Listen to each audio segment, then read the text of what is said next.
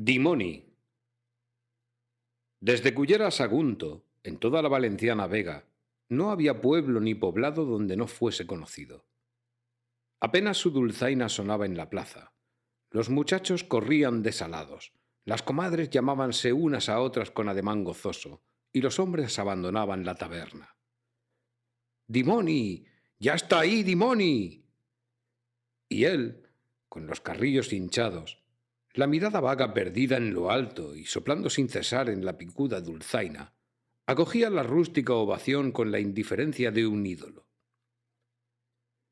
Era popular y compartía la general admiración con aquella dulzaina vieja, resquebrajada, la eterna compañera de sus correrías, la que, cuando no rodaba en los pajares o bajo las mesas de las tabernas, aparecía siempre cruzada bajo el sobaco, como si fuera un nuevo miembro creado por la naturaleza en un acceso de filarmonía.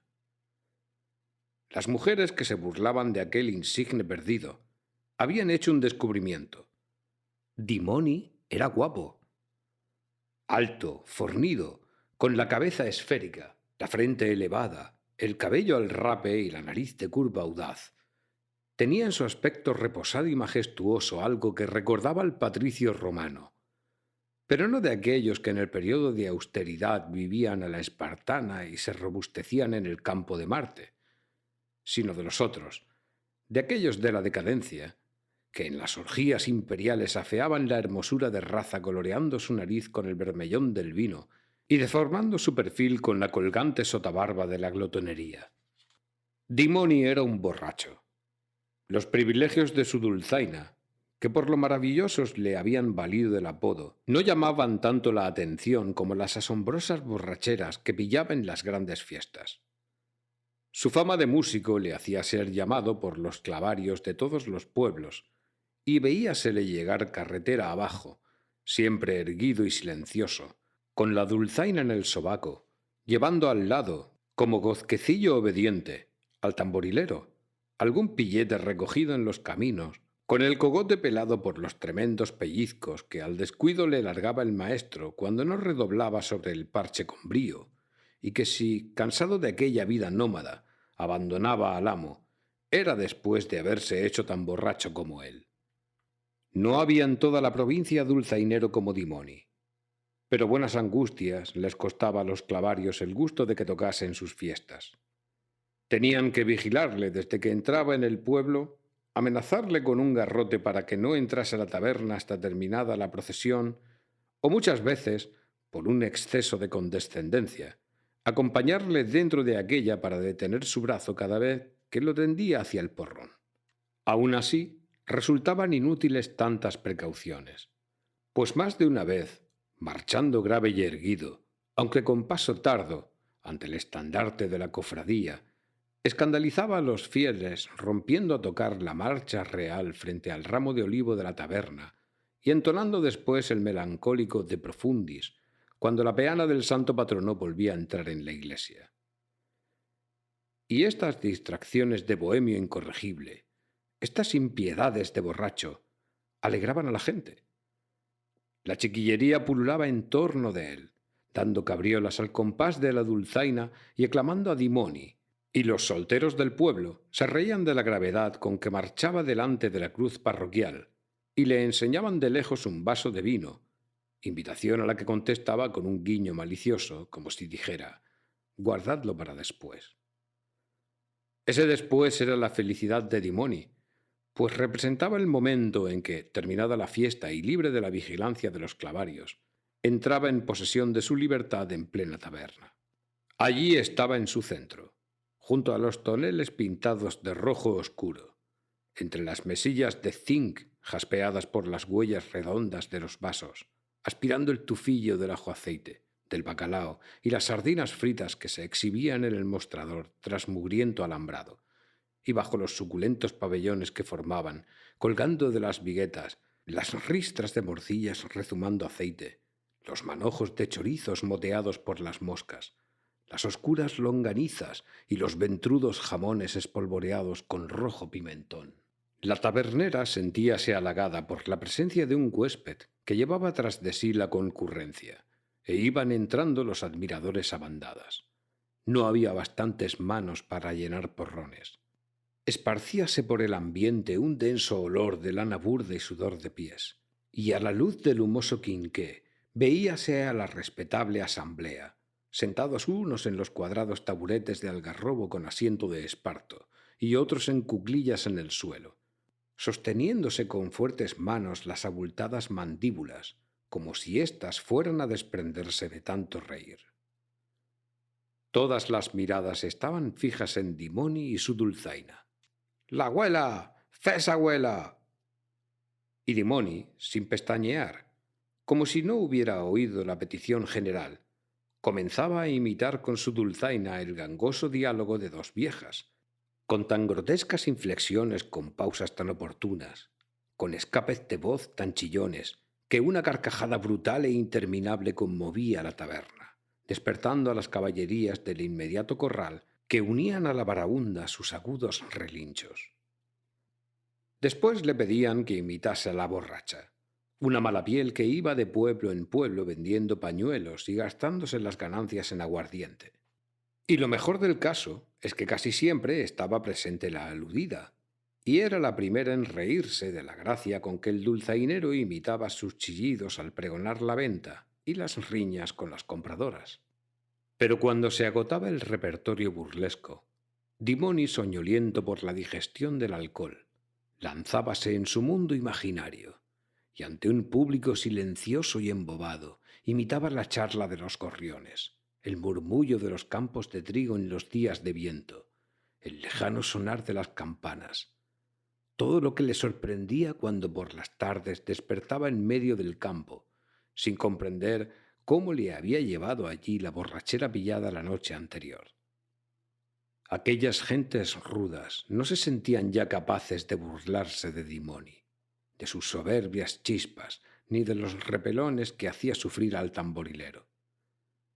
El arte algo grosero pero ingenuo y genial de aquel bohemio rústico causaba honda huella en sus almas vírgenes, y miraban con asombro al borracho, que al compás de los arabescos impalpables que trazaba con su dulzaina, parecía crecerse, siempre con la mirada abstraída, grave, sin abandonar su instrumento más que para coger el porrón y acariciar su seca lengua con el gluglú del hilillo del vino. Y así estaba siempre. Costaba gran trabajo sacarle una palabra del cuerpo.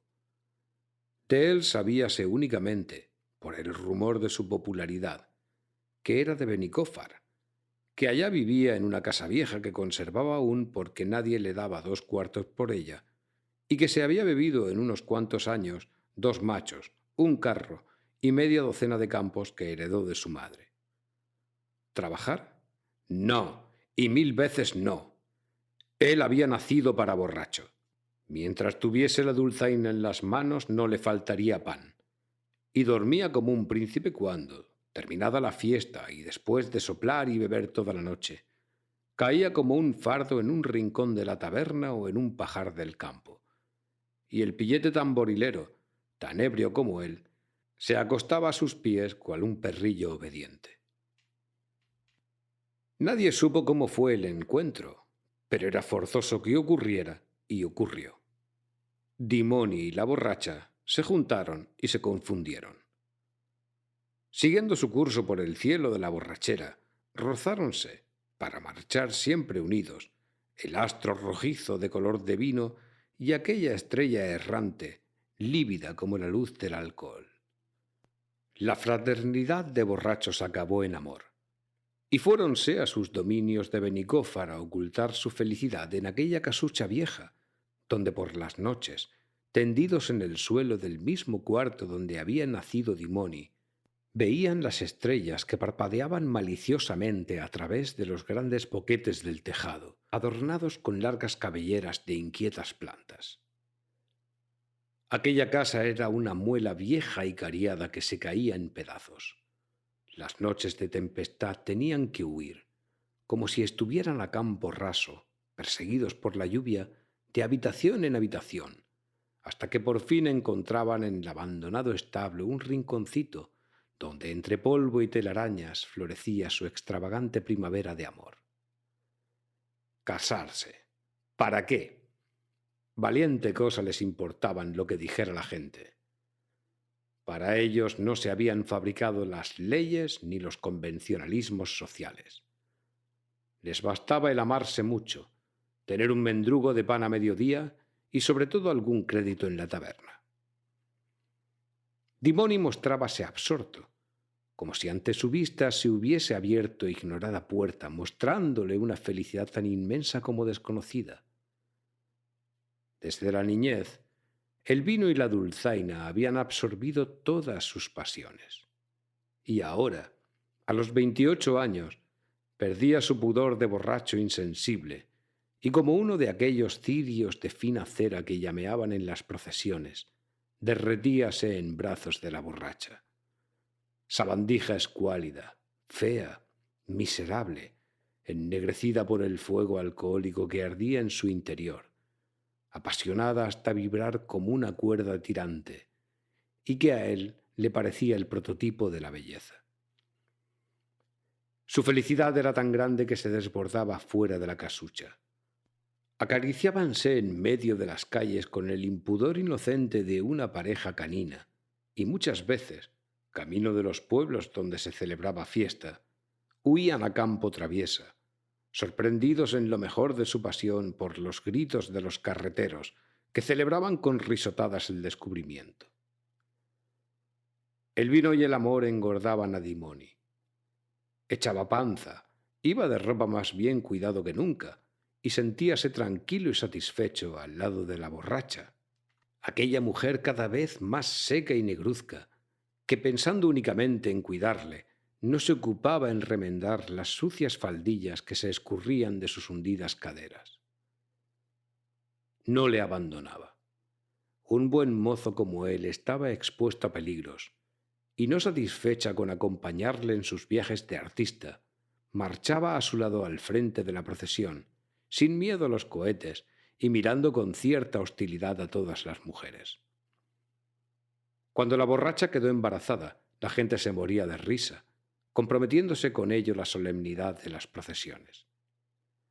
En medio él, erguido, con expresión triunfante, con la dulzaina hacia arriba, como si fuese una descomunal nariz que olía al cielo.